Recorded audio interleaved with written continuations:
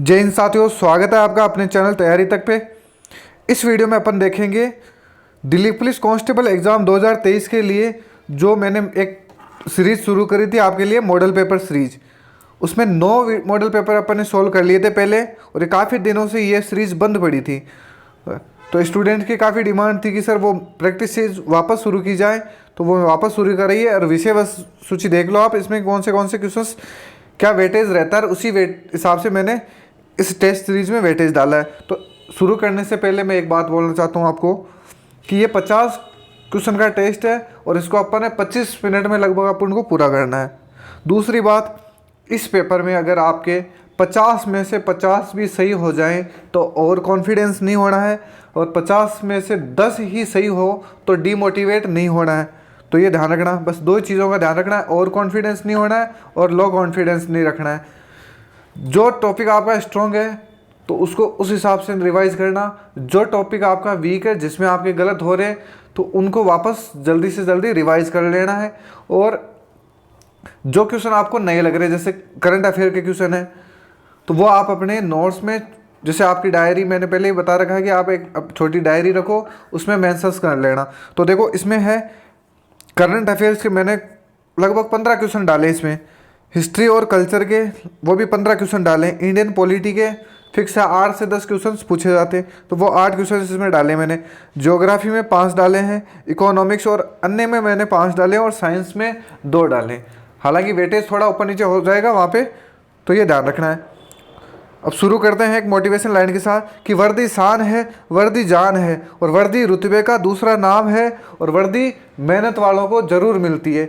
Delhi police में नहीं मिलेगी तो वो राजस्थान पुलिस में मिल जाएगी, राजस्थान पुलिस में नहीं मिलेगी तो वो आरपीएफ में मिल जाएगी, एसएससी जीडी में मिल जाएगी, या कई अन्य राज्यों की पुलिस में मिल जाएगी। तो अगर आप मेहनत करोगे ईमानदारी से और जी जान से तो आपको वर्दी कन्फर्म मिल जाएगी, अगर आपका सपना है वर्दी का।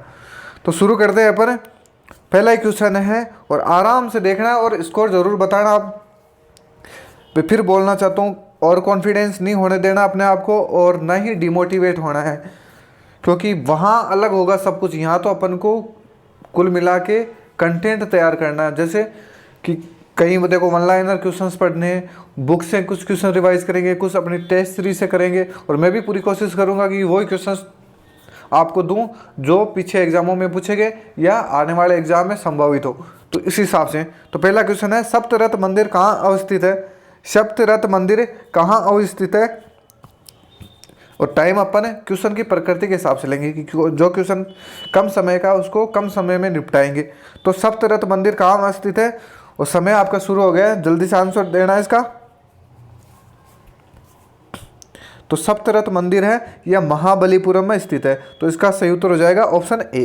और आपको लिखना भी है आपके कितने सही हो रहे हैं, कितने गलत हो रहे हैं, क्योंकि इन 50 में से अगर आपने ठीक ठाक स्कोर कर लिया तो 25 रीजनिंग और 10 कंप्यूटर।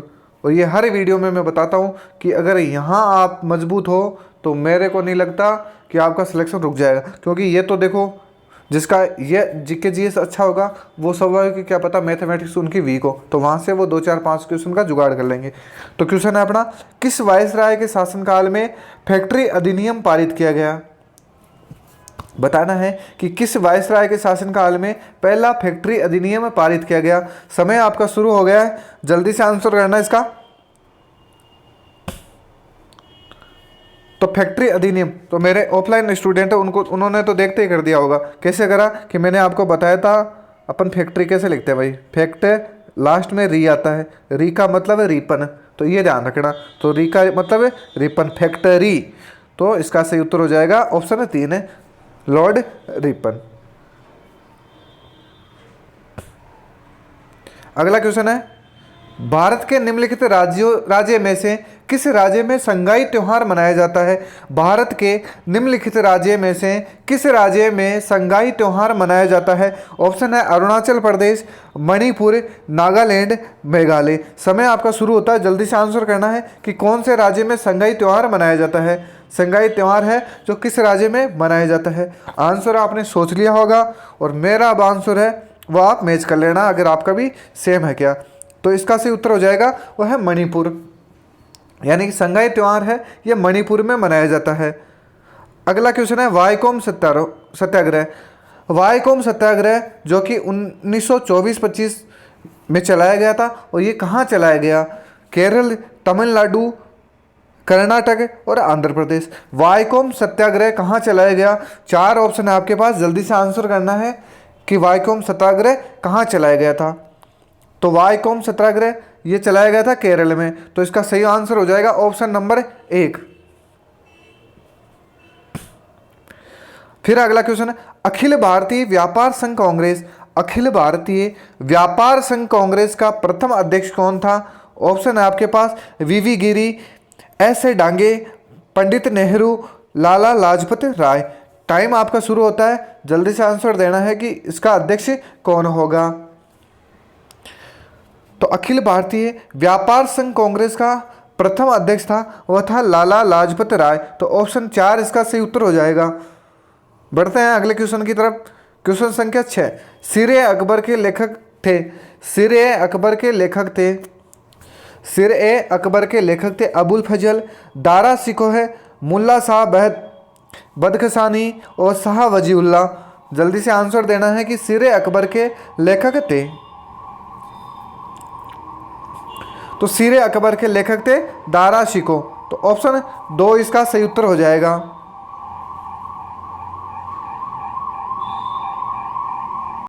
अगला है दिल्ली के लाल किले में मोती मस्जिद का निर्माण किया था।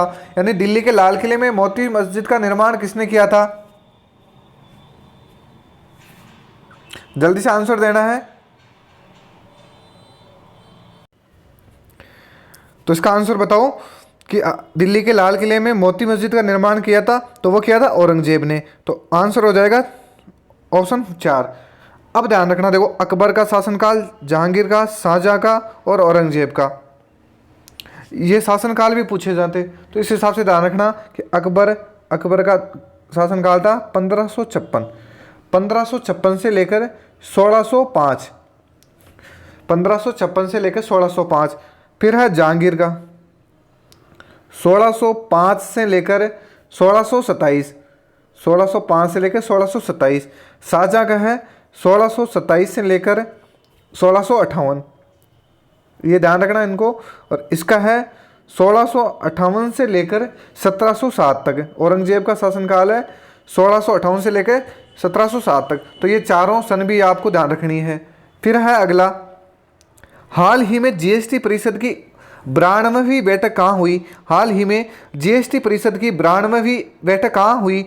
ऑप्शन है हैदराबाद, नई दिल्ली, बेंगलुरु, उदयपुर। जल्दी से आंसर करना है कि हाल ही में जीएसटी परिषद की 92वीं बैठक कहाँ हुई थी। 4 ऑप्शन है आपके पास, हैदराबाद, नई दिल्ली, बेंगलुरु व उदयपुर। तो इसका सही उत्तर हो जाएगा ऑप्शन 2, नई दिल्ली। अगला क्वेश्चन है वायुसेना दिवस मनाया जाता है। वायुसेना दिवस कब मनाया जाता है? 15 जनवरी, 4 दिसंबर, 8 अक्टूबर, 5 मार्च। जल्दी से आंसर करना है कि वायुसेना दिवस कब मनाया जाता है।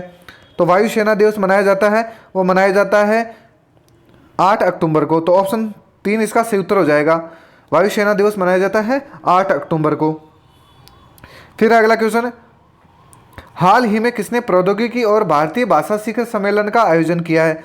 विदेश मंत्रालय ने, शिक्षा मंत्रालय ने, नीति आयोग ने, संस्कृति मंत्रालय ने। तो क्वेश्चन संख्या 10 है, जल्दी से आंसर सोचना इसका कि हाल ही में किसने प्रौद्योगिकी और भारतीय भाषा शिखर सम्मेलन का आयोजन किया है? तो वो किया है शिक्षा मंत्रालय ने। तो ऑप्शन 2 इसका सही उत्तर हो जाएगा।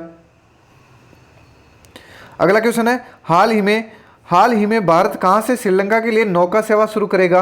हाल ही में भारत कहाँ से श्रीलंका के लिए नौका सेवा शुरू करेगा? नागटिनम, विशाखापट्टनम, कोच्चि या अहमदाबाद। जल्दी से आंसर करना है। हाल ही में भारत कहाँ से श्रीलंका के लिए नौका सेवा शुरू करेगा? तो वो करेगा नागटिनम। तो ऑप्शन 1 इसका सही उत्तर हो जाएगा। अगला क्वेश्चन है हाल ही में किस राज्य का तट मंदिर भारत का पहला हरित ऊर्जा पुरातत्व स्थल बन गया है? ऑप्शन है केरल, तमिलनाडु, आंध्र प्रदेश, कर्नाटक। जल्दी से आंसर करना है कि हाल ही में किस राज्य का तट मंदिर भारत का पहला हरित ऊर्जा पुरातत्व स्थल बन गया है। 4 ऑप्शन है आपके पास, जल्दी से आंसर करना है। तो यह है तमिलनाडु। तो इसका सही उत्तर हो जाएगा ऑप्शन है 2 तमिलनाडु। अगला क्वेश्चन है वे हिंद का युद्ध। वे हिंद का युद्ध जो हुआ था 1008 ईस्वी में निम्नलिखित में से किन के बीच लड़ा गया? जल्दी से बताना है भाई, वे हिंद का युद्ध किन किन के मध्य लड़ा गया? महमूद गजनवी और आनंदपाल के मध्य, महमूद गजनवी और जयपाल के मध्य, महमूद गजनवी और पृथ्वीराज चौहान के मोहम्मद गौरी और पृथ्वीराज चौहान के मध्य, मोहम्मद गौरी और जयचंद के मध्य। तो वे हिंद का युद्ध जो 1008 में लड़ा गया था वो लड़ा गया था महमूद गजनवी और आनंदपाल के मध्य। तो ऑप्शन 1 इसका सही उत्तर हो जाएगा। अगला क्वेश्चन है दिल्ली सल्तनत का प्रथम सुल्तान। दिल्ली सल्तनत का वह प्रथम सुल्तान कौन था जिसने स्थायी सेना रखी? यानी कि वह सुल्तान जिसने स्थायी सेना की नींव रखी कौन था भाई? इल्तुतमिश, बलबन, अलाउद्दीन खिलजी या मोहम्मद बिन तुगलक। जल्दी से आंसर करना है कि दिल्ली सल्तनत का कौन सा सुल्तान था जिसने स्थायी सेना की नींव रखी थी। जल्दी से आंसर करना है, तो वो था अलाउद्दीन खिलजी। इल्तुतमिश, इल्तुतमिश तो गुलाम वंश का तीसरा शासक था और यह है मोहम्मद गौरी का गुलाम था कुतुबुद्दीन ऐबक, उसका गुलाम था, उसका दामाद था। तो ये ध्यान रखना। तो इस कारण इसे इल्तुतमिश को गुलामों का गुलाम भी कहा जाता है। और इसका शासनकाल था 1211 से लेकर 1236, ये भी पूछा जाता है, तो ये भी ध्यान रखना। उसके बाद उसका बेटा यानी इल्तुतमिश का बेटा रुकनुद्दीन, और रुकनुद्दीन को हटाकर रजिया सुल्तान दिल्ली सल्तनत की शासिका बनी थी और ये उत्तर भारत की पहली महिला शासिका थी। तो ये भी ध्यान रखना। फिर है अगला क्वेश्चन, किसके शासनकाल में ब्लैक होल दुर्घटना घटित हुई? किसके शासनकाल में ब्लैक होल दुर्घटना घटित हुई? अलीवर्दी खां, मीर जाफर, सिराजुद्दौला या मीर कासिम? जल्दी से आंसर करना है कि किसके शासनकाल में ब्लैक होल दुर्घटना घटित हुई थी। जल्दी से आंसर करना, अलीवर्दी खां, मीर जाफर, सिराजुद्दौला, मीर कासिम। तो ये घटना हुई थी सिराजुद्दौला के शासनकाल में। तो ऑप्शन 3 इसका सही उत्तर हो जाएगा। अगला क्वेश्चन है कर्नाटक युद्ध किन किन के मध्य लड़ा गया? कर्नाटक युद्ध किन किन के मध्य लड़ा गया? कर्नाटक युद्ध किन किन के मध्य लड़ा गया? अंग्रेज व फ्रांसीसियों के मध्य, अंग्रेज व डचों के मध्य, अंग्रेज व मराठों के मध्य, हैदर अली व मराठों के मध्य। समय आपका शुरू होता है, जल्दी से 10 सेकंड आपके पास कि कर्नाटक का युद्ध किन किन के बीच लड़ा गया था। तो कर्नाटक का युद्ध लड़ा गया था अंग्रेज और फ्रांसीसियों के मध्य। तो ऑप्शन 1 इसका सही उत्तर हो जाएगा। अगला क्वेश्चन है क्वेश्चन नंबर 17, कालीघाट चित्रकारी का संबंध है। कालीघाट चित्रकारी का संबंध है झारखंड से, पश्चिम बंगाल से, आसाम से या मेघालय से? जल्दी से आंसर करना है कि कालीघाट चित्रकारी का संबंध किस राज्य से है। समय आपका शुरू हो जाता है अब, 10 सेकंड आपके पास, जल्दी से आंसर सोचना है कि कालीघाट चित्रकारी का संबंध किस राज्य से है। कालीघाट चित्रकारी का संबंध है वह है पश्चिम बंगाल से। तो ऑप्शन 2 इसका सही उत्तर हो जाएगा। अगला क्वेश्चन है पावनपुई किस राज्य का पारंपरिक वस्त्र का एक प्रकार है? पावनपुई किस राज्य का पारंपरिक वस्त्र का एक प्रकार है? ऑप्शन है पंजाब, अरुणाचल प्रदेश, हिमाचल प्रदेश, मिजोरम। पावनपुई किस राज्य का पारंपरिक वस्त्र का एक प्रकार है? जल्दी से आंसर देना, 4 ऑप्शन आपके पास। तो पावनपुई है ये मिजोरम राज्य का एक वस्त्र का प्रकार है। पावनपुई क्या है? पावनपुई एक वस्त्र है। तो अगला क्वेश्चन है नौकरियों तथा शैक्षणिक संस्थाओं में समाज के कमजोर वर्ग के लिए आरक्षण उपलब्ध कराने के लिए केंद्र सरकार को संविधान का कौन सा अनुच्छेद अधिकार प्रदान करना है? अनुच्छेद से रिलेटेड जो प्रीवियस ईयर क्वेश्चंस पूछे गए वो वीडियो मैंने बनाया और डिस्क्रिप्शन में उसका लिंक दे दूंगा, वहाँ जाके देखना। लगभग 70 से 80 अनुच्छेद आपको याद हो जाएंगे वहाँ पे एक छोटे से वीडियो में। तो इसका आंसर देना है, बताओ। देखें, नौकरियों तथा शैक्षणिक संस्थाओं में समाज के कमजोर वर्ग के लिए आरक्षण उपलब्ध कराने के लिए केंद्र सरकार को संविधान का कौन सा अनुच्छेद अधिकार प्रदान करता है? तो वह करता है आर्टिकल 16, अनुच्छेद 16। 17 में है अस्पृश्यता का अंत या छुआछूत का समाप्त। फिर है अगला क्वेश्चन, राष्ट्रपति की सिफारिश के बगैर कोई विधेयक जो कर लगाता है विधेयिका में नहीं रखा जा सकता। यह प्रावधान भारत के संविधान के किस अनुच्छेद के अंतर्गत आता है? जल्दी से आंसर करना है भाई कि राष्ट्रपति की सिफारिश के बिना कोई विधेयक जो कर लगाता है यानी टैक्स लगाता है विधेयिका में नहीं रखा जा सकता। यह प्रावधान संविधान के किस आर्टिकल में है? तो अनुच्छेद 117, अनुच्छेद 266, अनुच्छेद 306, अनुच्छेद 307। जल्दी से आंसर देना है कि क्वेश्चन संख्या 20 का सही आंसर क्या होगा। तो इसका सही उत्तर हो जाएगा, जल्दी से देखो, थोड़ा क्वेश्चन डिफिकल्ट है इसलिए मैं थोड़ा सा इसमें टाइम दे रहा हूं आपको। और अपना स्कोर कमेंट बॉक्स में जरूर बताना कि आपके 50 में से कितने नंबर आ रहे हैं, जिससे अपन आगे के लिए रणनीति सही से सेट करें। तो इसका सही उत्तर हो जाएगा ऑप्शन 1 अनुच्छेद 117 में। क्वेश्चन को ढंग से पढ़ लेना और इसका आंसर हो जाएगा अनुच्छेद 117। अगला क्वेश्चन है 52वें संविधान संशोधन, और ये तो हर कोई कर देगा। 52वें संविधान संशोधन अधिनियम द्वारा 1985 ईस्वी में कौन सी अनुसूची को भारतीय संविधान में शामिल किया गया? ऑप्शन है 9वीं अनुसूची, 10वीं अनुसूची, 11वीं अनुसूची या कोई नहीं। जल्दी से बताना है भाई 52वें संविधान संशोधन अधिनियम द्वारा 1985 में कौन सी अनुसूची जोड़ी गई थी? देखो 9वीं का मैंने बता रखा है नो ऑब्जेक्शन, यानी कि न्यायिक पुनरावलोकन या न्यायालय में चुनौती नहीं दी जा सकती, या भूमि सुधार से संबंधित यह अनुसूची थी। 10वीं का मैंने बताया था 10वीं का दल बदल से संबंधित ये अनुसूची थी। 11वीं का मतलब है पंचायती राज संस्थाओं से संबंधित। तो इसका सही उत्तर हो जाएगा ऑप्शन है बी, यानी ऑप्शन संख्या 2 इसका सही उत्तर हो जाएगा। 52वां संविधान संशोधन में 10वीं अनुसूची जोड़ी गई थी। तो 9वीं कब जुड़ी? 9वीं प्रथम संविधान संशोधन 1951 में जुड़ी थी, तो ये भी ध्यान रखना।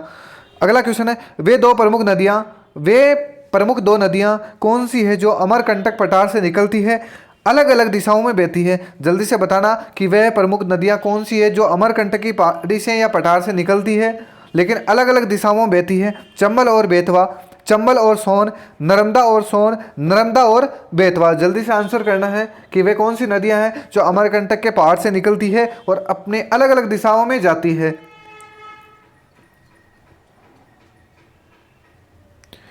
तो इसका सही उत्तर हो जाएगा ऑप्शन है सी।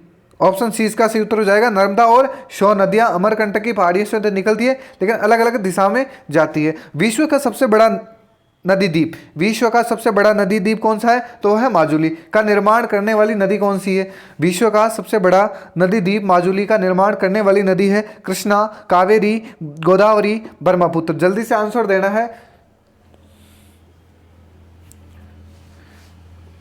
तो इसका सही उत्तर हो जाएगा ऑप्शन डी ब्रह्मपुत्र नदी, यानी विश्व के सबसे बड़े नदी द्वीप माजुली का निर्माण करने वाली नदी है वह है ब्रह्मपुत्र नदी।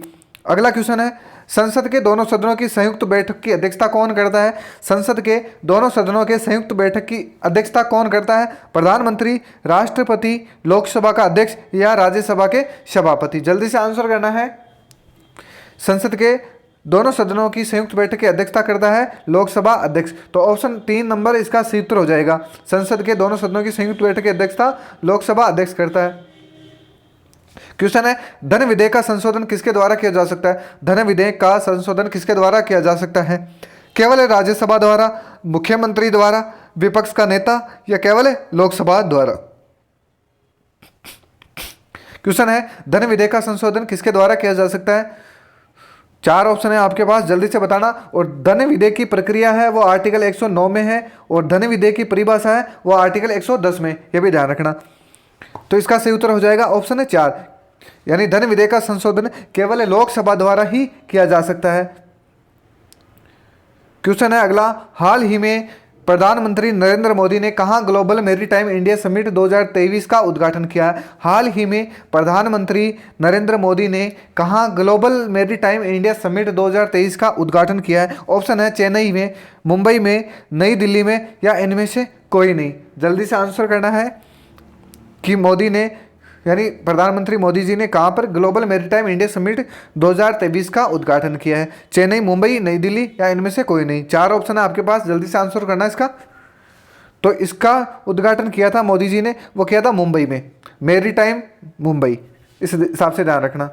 और जब भी आपको कोई अगर डिफ़िकल्ट लगता है, अगर आपको याद नहीं होता है तो आप उनके छोटे छोटे की पॉइंट याद रखो। जैसे मेरी टाइम है तो आप पूरा लंबा चौड़ा मत पढ़ो उसको, मेरी मुंबई में, ऐसे हिसाब से ध्यान रखना है।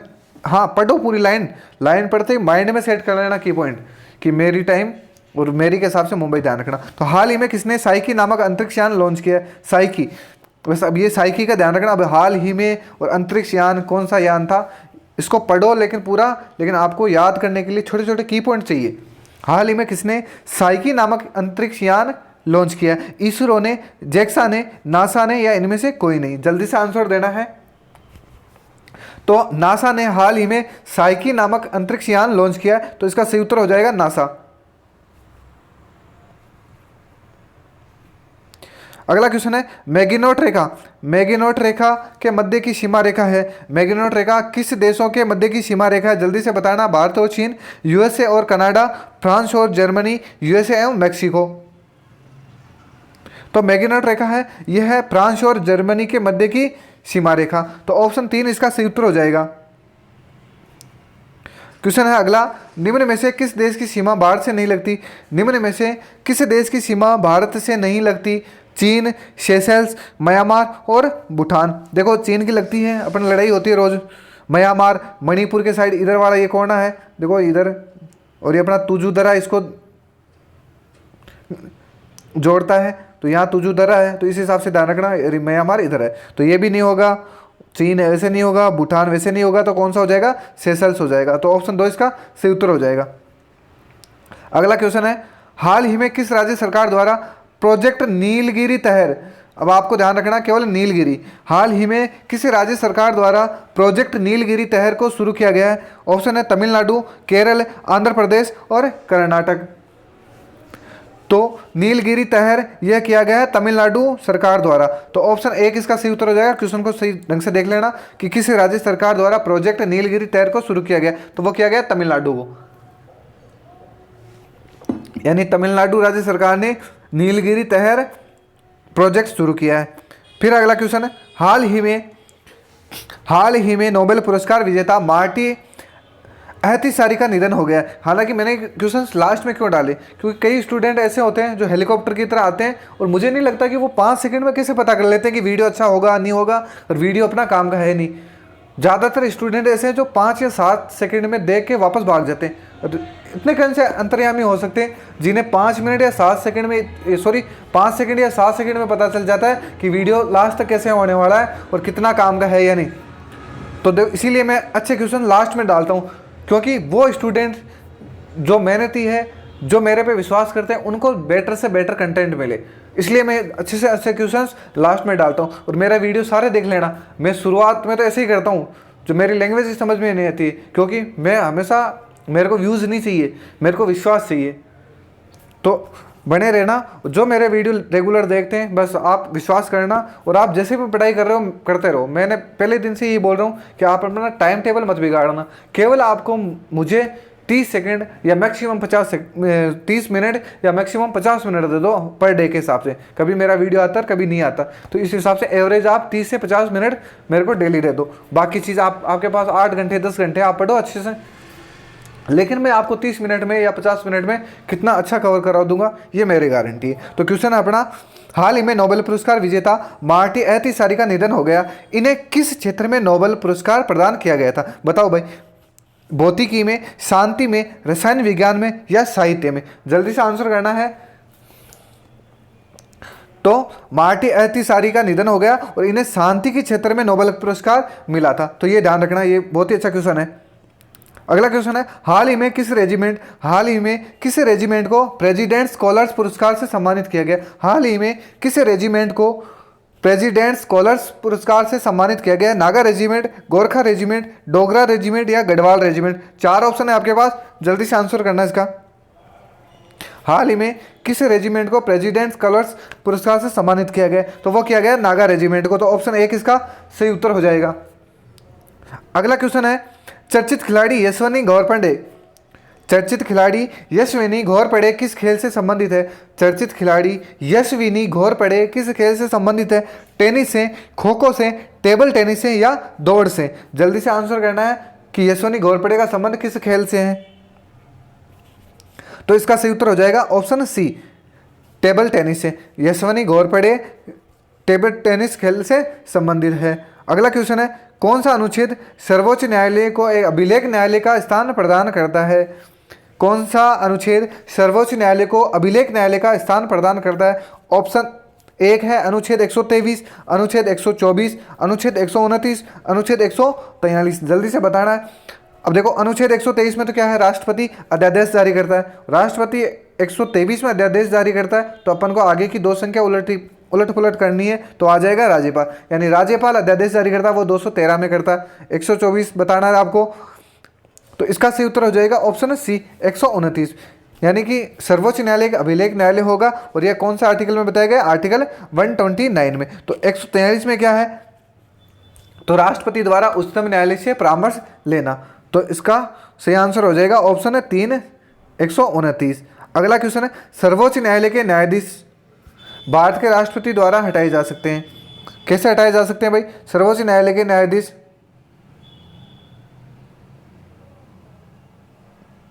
हालांकि थोड़ी क्वेश्चन में टाइपिंग है, मिस्टेक है। देखो, राष्ट्रपति को सर्वोच्च न्यायालय द्वारा हटाया जा सकता है, वो हटाया जा सकता है महाभियोग प्रस्ताव पारित होने पर। तो ऑप्शन इसका डी सही हो जाएगा। क्वेश्चन है, अविश्वास प्रस्ताव किस सदन में लाया जा सकता है? अविश्वास प्रस्ताव किस सदन में लाया जा सकता है? लोकसभा में, राज्यसभा में, किसी भी सदन में, या इनमें से कोई नहीं। जल्दी से बताना है कि अविश्वास प्रस्ताव किस सदन में लाया जाता है? तो वो लाया जाता है लोकसभा में। यानी अविश्वास प्रस्ताव केवल लोकसभा में लाया जा सकता है। तो ऑप्शन एक इसका सही उत्तर हो जाएगा। फिर अगला क्वेश्चन, लोकसभा में अनुसूचित जाति एवं अनुसूचित जनजातियों के लिए सीटों का आरक्षण संविधान के किस अनुच्छेद में उपबंधित है? लोकसभा में अनुसूचित जाति एवं जनजातियों के लिए सीटों का आरक्षण संविधान के किस अनुच्छेद में है? 4 ऑप्शन है आपके पास, जल्दी से आंसर देना है।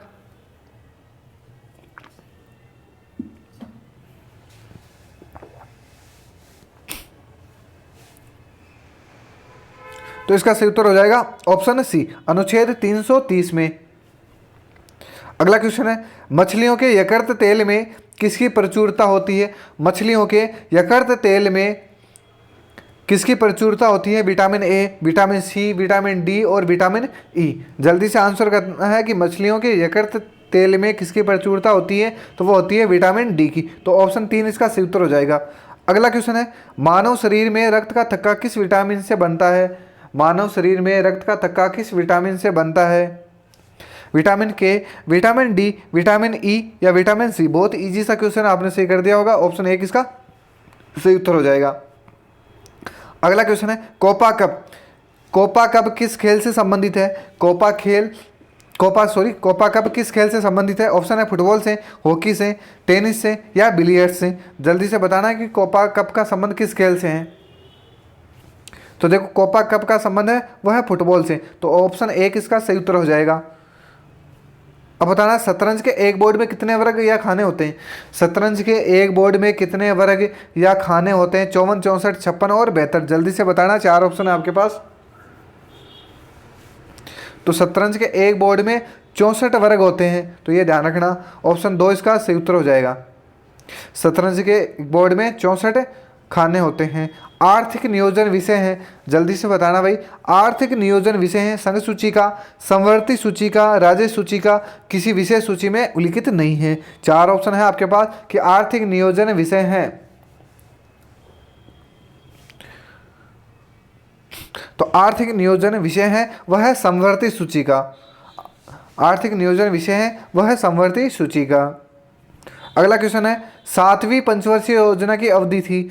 7वीं पंचवर्षीय योजना की अवधि थी 1987 से 92, 1986 से 91, 1985 से 90 और 1988 से 94। जल्दी से बताना कि 7वीं पंचवर्षीय योजना की अवधि थी, तो वह थी 1985 से 90। तो ऑप्शन 3 इसका सही उत्तर हो जाएगा। अगला क्वेश्चन है, थोक मूल्य सूचकांक किसके द्वारा प्रकाशित किया जाता है? थोक मूल्य सूचकांक किसके द्वारा प्रकाशित किया जाता है? वित्तीय सलाहकार कार्यालय द्वारा, वित्त आयोग द्वारा, नीति आयोग द्वारा या केंद्रीय सांख्यिकी कार्यालय द्वारा। जल्दी से आंसर बताना कि थोक मूल्य सूचकांक किसके द्वारा प्रकाशित किया जाता है। तो थोक मूल्य सूचकांक यह है वित्तीय सलाहकार कार्यालय द्वारा प्रकाशित किया जाता है। तो ऑप्शन 1 इसका सही उत्तर हो जाएगा। अगला है इरविकुलम राष्ट्रीय उद्यान कहाँ स्थित है। इरविकुलम राष्ट्रीय उद्यान कहाँ स्थित है। तमिलनाडु में, आंध्र प्रदेश में, केरल में या कर्नाटक में। जल्दी से आंसर करना है कि इरविकुलम राष्ट्रीय उद्यान कहाँ स्थित है। तो इरविकुलम राष्ट्रीय उद्यान है यह केरल में स्थित है। तो ऑप्शन 3 इसका सही उत्तर हो जाएगा। अगला क्वेश्चन है भारत में अबरक का सबसे बड़ा उत्पादक राज्य कौन सा है। भारत में अबरक का सबसे बड़ा उत्पादक राज्य कौन सा है। आंध्र प्रदेश, उत्तर प्रदेश, राजस्थान या महाराष्ट्र। जल्दी से आंसर देना है कि अबरक का सबसे बड़ा उत्पादक राज्य कौन सा है। तो इसका सही उत्तर हो जाएगा आंध्र प्रदेश और 2 नंबर पे हो जाएगा वह है राजस्थान। अगला क्वेश्चन है गोपाल कृष्ण गोखले ने कांग्रेस के किस अधिवेशन में अध्यक्षता की थी। गोपाल कृष्ण गोखले ने कांग्रेस के किस अधिवेशन में अध्यक्षता की थी। वो था बनारस अधिवेशन। बाकी तो मैंने थोड़ा हिंट दे दिया आप लोगों को, जल्दी से आंसर करना इसका कि गोपाल कृष्ण गोखले ने कांग्रेस के किस अधिवेशन में अध्यक्षता की थी। 1902 में, 1905 में, 1906 में या 1909 में। और सर्वेंट सोसाइटी ऑफ इंडिया की स्थापना भी इन्होंने की थी, तो ये भी बताना है। तो गोपाल कृष्ण गोखले ने कांग्रेस के बनारस अधिवेशन में 1905 में अध्यक्षता की थी। तो ऑप्शन 2 इसका सही उत्तर हो जाएगा। अगला क्वेश्चन है कांग्रेस के संस्थापक कौन थे भाई। बहुत इजी सा क्वेश्चन है। एओ होम स्थापना की थी 1885 में, ये ध्यान रखना। और कांग्रेस का पहला ही अधिवेशन शुरू हुआ था इस समय। अगला क्वेश्चन है नंद वंश के पश्चात मगध पर किस राजवंश ने शासन किया। बताओ भाई, ये तो कर ही सकते हो, मेरे पीछे वीडियो देखे होंगे आप लोगों ने। नंद वंश के पश्चात मगध पर किस राजवंश ने शासन किया। देखो मगध पर सबसे पहले हरेक ने किया था, फिर नाग, फिर नंद और फिर मौर्यों ने। तो देखो नंद वंश के बाद में कौन आया, मौर्य। और ये नंद वंश का अंतिम शासक था घनानंद। उसको हराकर कौटिल्य चाणक्य की सहायता से चंद्रगुप्त मौर्य ने मगध पर मौर्य वंश की स्थापना की। और इस टेस्ट सीरीज का अंतिम क्वेश्चन है भारत का राष्ट्रगान कब अपनाया गया। 15 अगस्त 1947, 26 जनवरी 1947, 24 जनवरी 1950 में या 15 अगस्त 1950 में। जल्दी से आंसर देना है कि भारत का राष्ट्रगान कब अपनाया गया। और आपके कितने सही हुए हैं 50 में से, वो कमेंट करके जरूर बताना। तो इस क्वेश्चन का सही आंसर हो जाएगा ऑप्शन 3, 24 जनवरी 1950 में।